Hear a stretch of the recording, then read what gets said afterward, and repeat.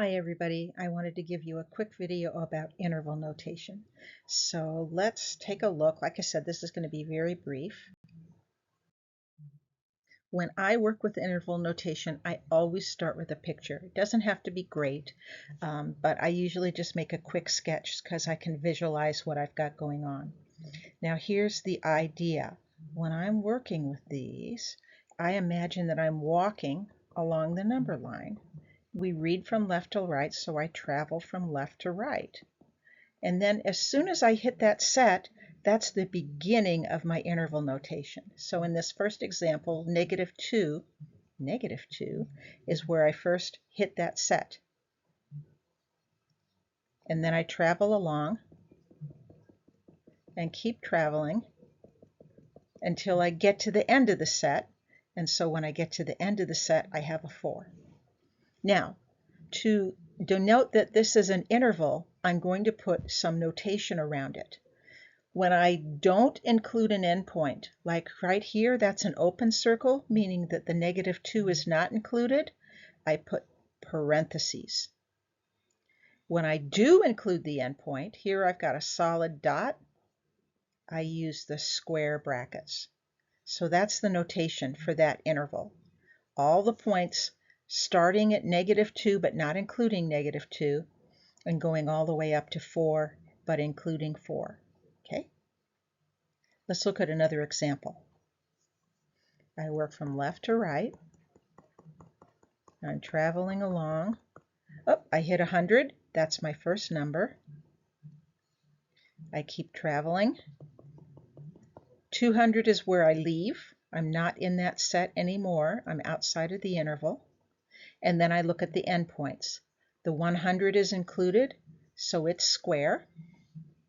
The 200 is also included, so it's also square.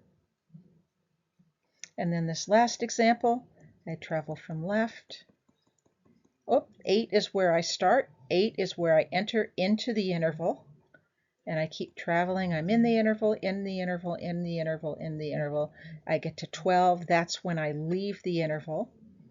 Okay. And then I look at my endpoints. The 8 has an open circle, so round parentheses. The 12 has an open circle, so round parentheses.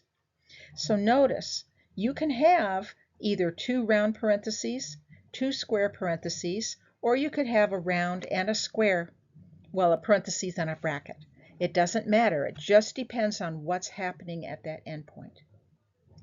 That's the main idea. Now, there's one more thing you need to know, and that is when you have infinity. So let's look at that.